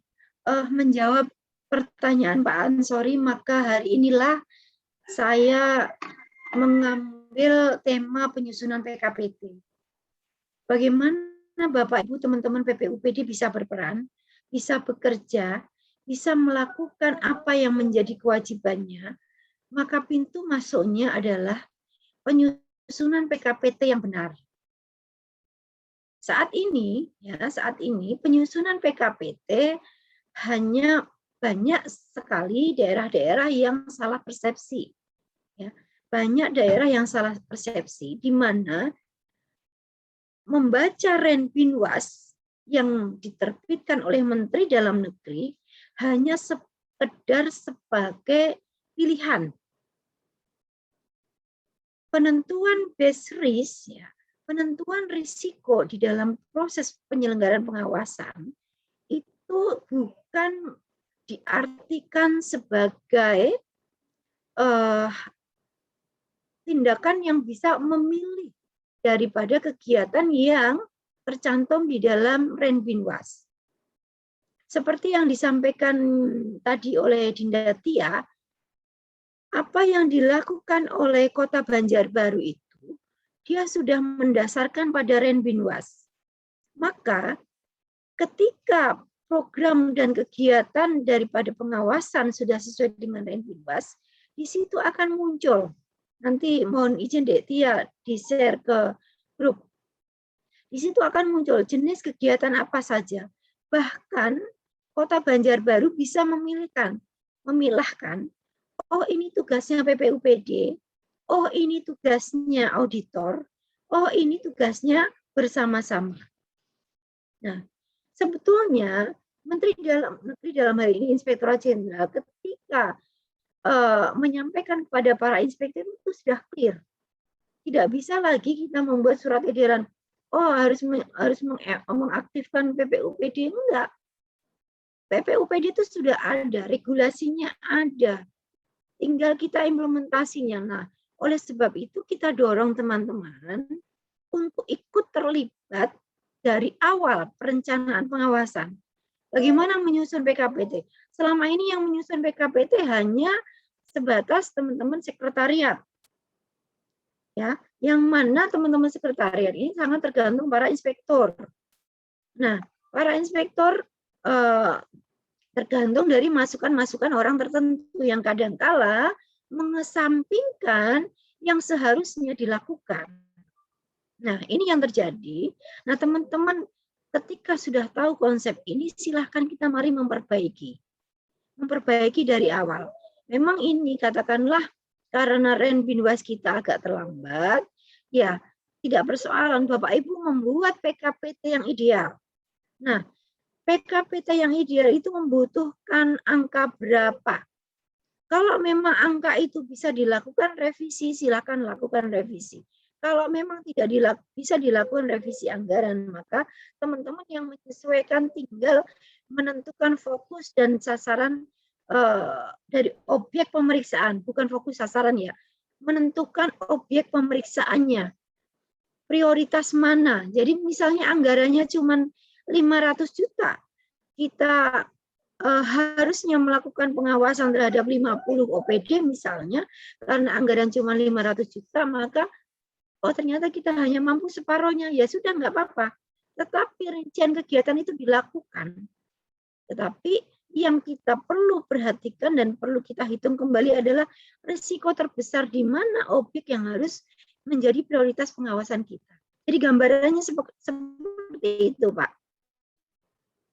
Bisa diterima ya, Pak ya? Bisa, Bu. Bisa. Terima kasih, Bu. Terima kasih. Matur suwun. Ada lagi? Bisa, Bu. Bisa diterima, Bu. Monggo silakan, ada lagi? Izin, Bu. Silakan. Izin. Assalamualaikum warahmatullahi wabarakatuh. Saya Bu Dewi dari Provinsi Banten, Bu. Ya, Bu Kebetulan kami kemarin, Bu, di Provinsi Banten ini kita bidangnya baru dirubah, Bu, menjadi investigasi. Jadi kalau kemarin ada 3 auditor, ya auditor, kemudian yang satu lagi PPUPD. Nah, sekarang sudah dirubah, Bu. Yang 2 adalah untuk auditornya, kemudian PPUPD-nya, yang satu lagi adalah investigasi. Investigasi di kami ini gabungan, Bu. Gabungan antara yang auditor, kemudian untuk yang PPUPD, kemudian untuk yang penyuluh, Bu. Di kami ada penyuluh. Penyuluh ini ya khusus untuk koordinasi pencegahan tindakan pidana korupsi. Nah, kemudian untuk yang PPUPD itu, Bu, dibatasi juga, dia hanya zona integritas, kemudian PNPRB. Nah, kemudian untuk penanganan pengaduan bila mana dia diikut sertakan gitu, Bu. Nah, sementara untuk yang Irban ketiga itu merupakan PPUPD, Bu. Irban ketiganya, di mana kami di sana ada juga yang baru yaitu tentang review SSH dan ASB. Apakah itu juga termasuk ke dalam PPUPD, Bu? Dikhawatirkan itu masuknya ke dalam keuangan gitu, Bu, ke dalam auditor. Sementara ada juga istilahnya yang ranahnya kita dimasukkan ke dalam auditor. Itu seperti review resiko, Bu, itu tidak ada di kami. Apakah itu juga bisa oleh kita dijadikan suatu kerjasama antara auditor dengan PPUPD gitu, Bu. Jadi mungkin itu saja, Bu, perkembangan dari Inspektorat Provinsi Banten. Mohon arahannya barangkali untuk kedepannya gitu. Demikian, Bu. Assalamualaikum warahmatullahi wabarakatuh. Waalaikumsalam warahmatullahi wabarakatuh. Terima kasih luar biasa Bu Dewi dari Prof Banten. Sudah beberapa hal, beberapa kegiatan sudah dipilah, dan prinsipnya Bu Dewi bahwa berdasarkan Permenpan 36 pasal 7, ya, ini kami share izin, ada 8 ya. Ada 8 kegiatan utama, unsur kegiatan utama yang menjadi kewenangan jabatan fungsional PPUPD. Ya. Yang pertama itu manajemen pengawasan, ini termasuk pelibatan PPUPD di dalam proses penyusunan PKPT. Itu satu. Yang kedua, pengawasan umum, karena Ibu di provinsi, maka pengawasan umum menjadi core tugasnya PPUPD. Demikian juga terkait dengan ketika melakukan pengawasan terhadap capaian SPM. Nah, ini ada pengawasan terhadap NSPK dan dampak, kemudian ada pengawasan penyelenggaraan pemerintahan desa, pemeriksaan khusus dan pengawasan wajib. Nah, terkait dengan Irban investigasi, cara kita memandang banyak kawan-kawan di daerah keliru. Jadi Irban investigasi dianggap sebagai Irban yang khusus menangani terkait dengan kerugian negara. Mohon izin. Irban investigasi ini bicaranya adalah dia menangani terkait dengan pengaduan masyarakat dan tindak lanjutnya. Memang di dalam tusinya PPUPD ada pemeriksaan khusus dan itu memang inline dengan tugas-tugas di dalam Irban investigasi. Jadi sesungguhnya PPUPD ini bisa menjadi bagian dari Irban investigasi. Nah, bagaimana pemilahannya dengan teman-teman auditor? Nah, ketika bicara tentang NSPK-nya, tata kelolanya, kewenangannya, prosedurnya, ini menjadi kewenangan PPUPD. Ketika itu terjadi kesalahan dan menimbulkan potensi kerugian, maka teman-teman auditor dia memiliki tugas untuk melakukan penghitungan terhadap kerugian negara. Karena memang dia dididik untuk memiliki kompetensi itu. Sehingga di dalam Irban investigasi ini memang sudah seharusnya sudah menjadi mixed team antara PPUPD dan auditor. Ini satu, Bu. Yang kemudian bagaimana dengan mandatori yang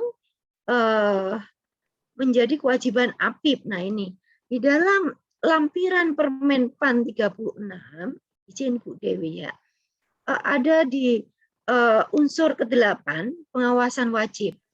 Nah, ini secara implisit Menpan sudah mengatur bahwa tusinya PPUPD ini satu di dalam proses pengawasan yang menjadi mandatnya kepada APIP. Jadi misalnya ini satu yang pertama review RPJMD.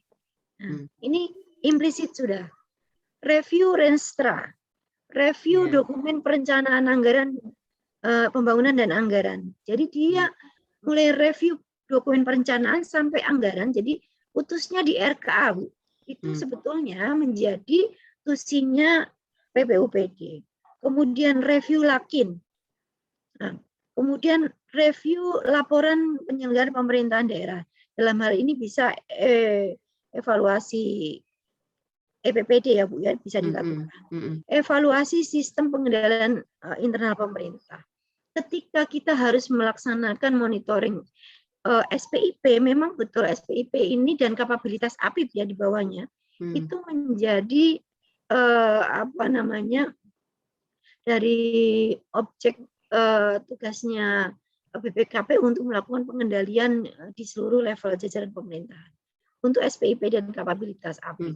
Namun itu secara implisit di dalam Permenpan 36 sudah disebut bahwa PPUPD memiliki kewenangan itu, melakukan evaluasi SPIP, kemudian monitoring TLHP, ya baik BPK maupun APIP. Jadi monitoring TLHP maupun BPK maupun APIP itu kan selama ini dilakukan oleh sekretariat.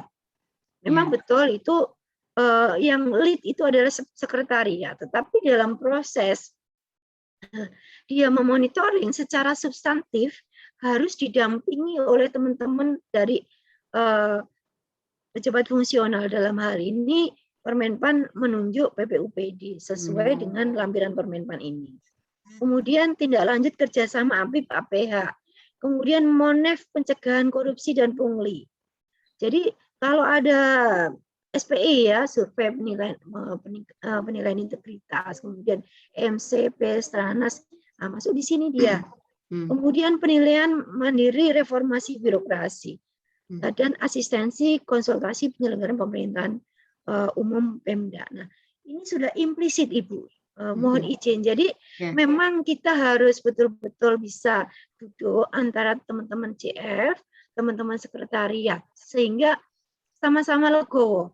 Yang penting masing-masing secara profesional bisa saling mendukung karena tugas profesinya ini berbeda-beda. Nah, ini teman-teman PPUPD semua mohon izin tingkatkan profesionalisme dan integritas Bapak Ibu sekalian untuk mendukung ini karena tusinya PPUPD itu berat. Nah, selama ini kalau PPUPD tidak mampu ya dihandle ambil oper oleh teman-teman auditor. Nah, ini yang perlu kita luruskan karena memang masing-masing punya tusi dan tugas-tugas profesional yang berbeda. Demikian Bu Dewi, bisa diterima nggih? Baik Bapak Ibu sekalian, terima kasih Bu. Ya, matur suwun Bu Dewi. Ada lagi pertanyaan Bapak Ibu?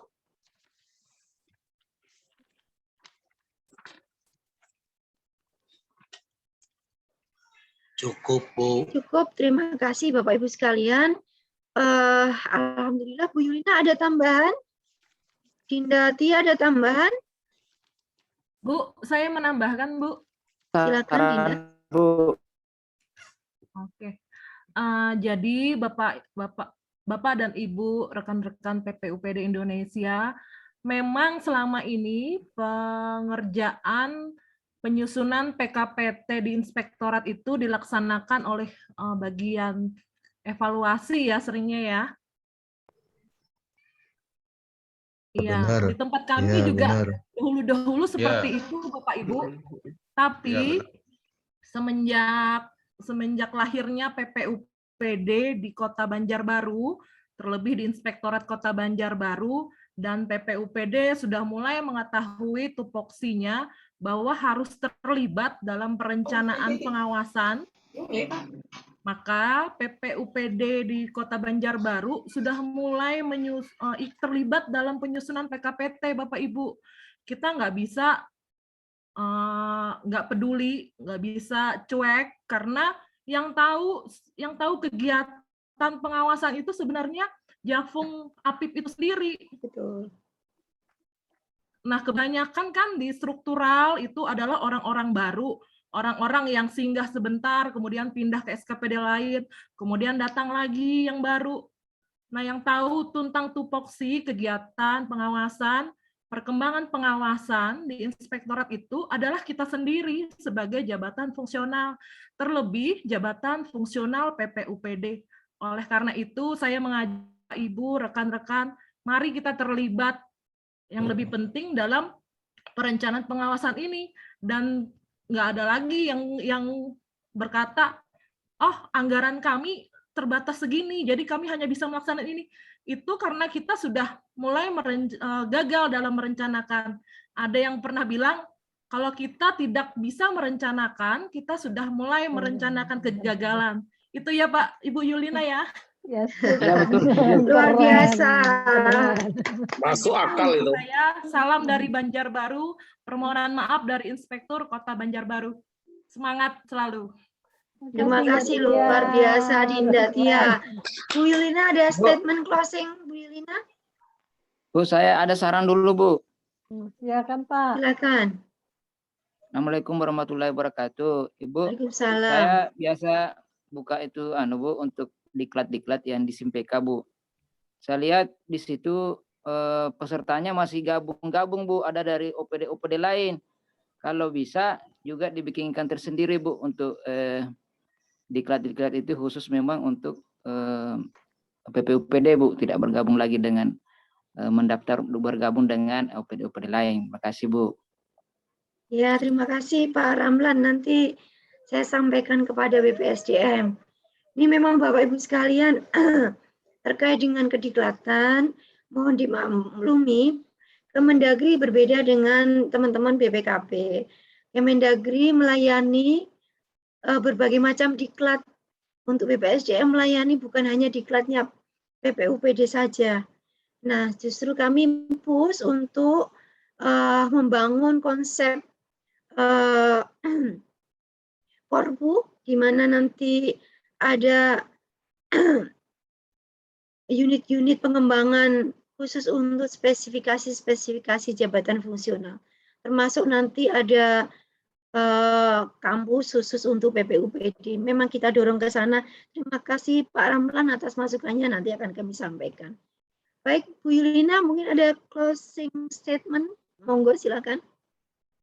Terima kasih Bu Dwi. Teman-teman PPUPD seluruh Indonesia, PPUPD ini milik kita.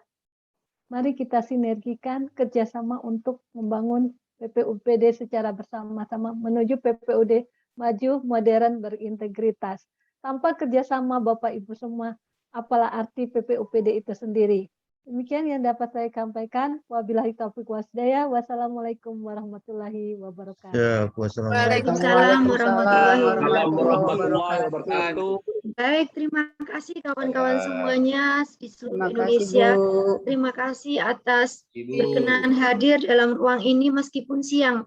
Kami mohon maaf, jadwal kami geser siang karena tadi pagi kami juga Zoom dalam sesi kegiatan yang lain. Karena kebetulan kami juga ditugasi menjadi host. Jadi Bapak Ibu sekalian, mohon maaf yang sebesar-besarnya kalau dalam kegiatan hari ini banyak terjadi kekurangan dan ketidaknyamanan. Demikian Bapak Ibu sekalian, semoga bermanfaat.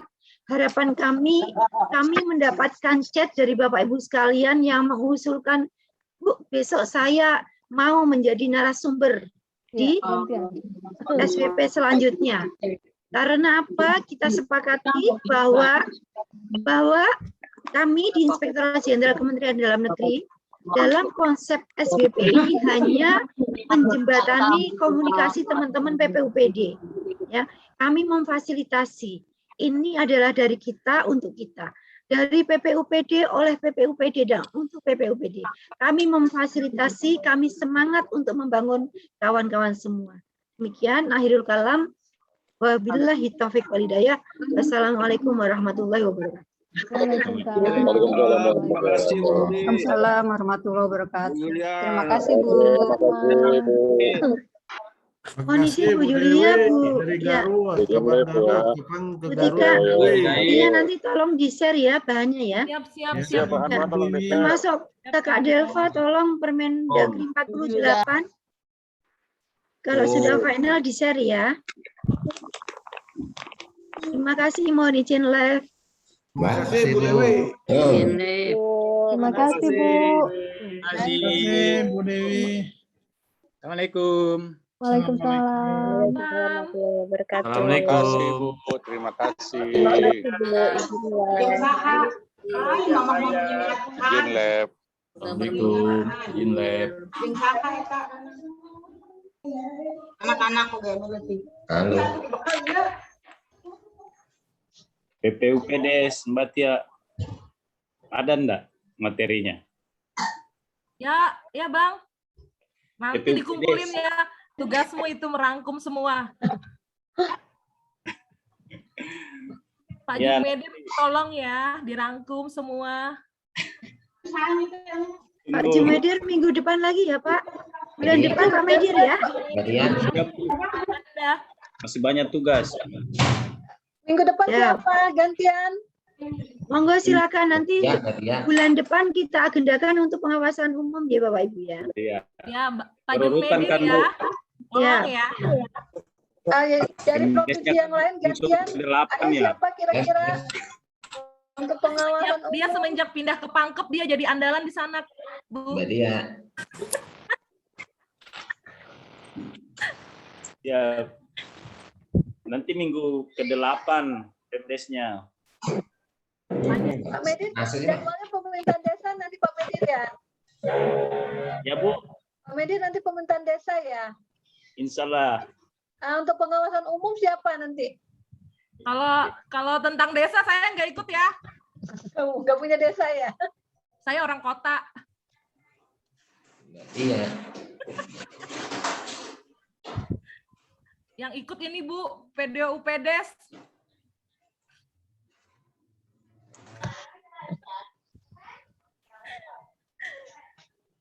Itu Mbak Tia. Mbak Tia nanti wajib, pengawasan wajib, aktif. Ya, pokoknya kalau soal desa saya nggak ngerti. Ada Pak Dik tuh yang ngerti tuh. Nah, Pak Didik di mana? Pak Didik Cirebon dari kan? Garut ya? Pak Dik ya? Mbak Tia tuh ahlinya apa nih? Sakit Usani ada ya. nggak? Sakit. Usani. Konser dong bahannya yang tadi. Pak Joko ngerti tuh tentang desa. Pak Joko Lelono.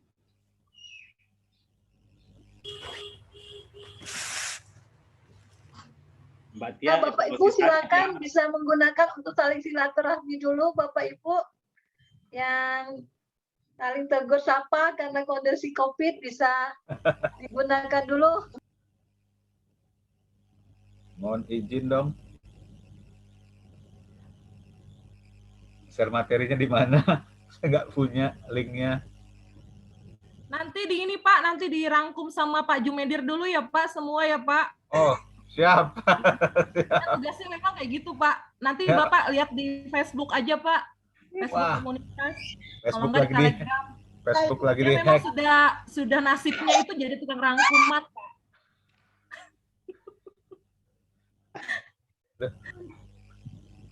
Telegram nggak masuk. Oh Bapak nggak masuk? Nggak masuk, belum ikut. Facebook saya lagi di hack. Mohon maaf. Jangan-jangan Bapak nih yang sering masukin ke grup investasi. Bahaya. Ada grup Facebooknya ya, Bu? Ada Pak di komunitas JF PPUPD. Oh, saya coba cari ya. Ini ya Pak, saya tulis. Oke. Izin, Ketemu ya. Bu.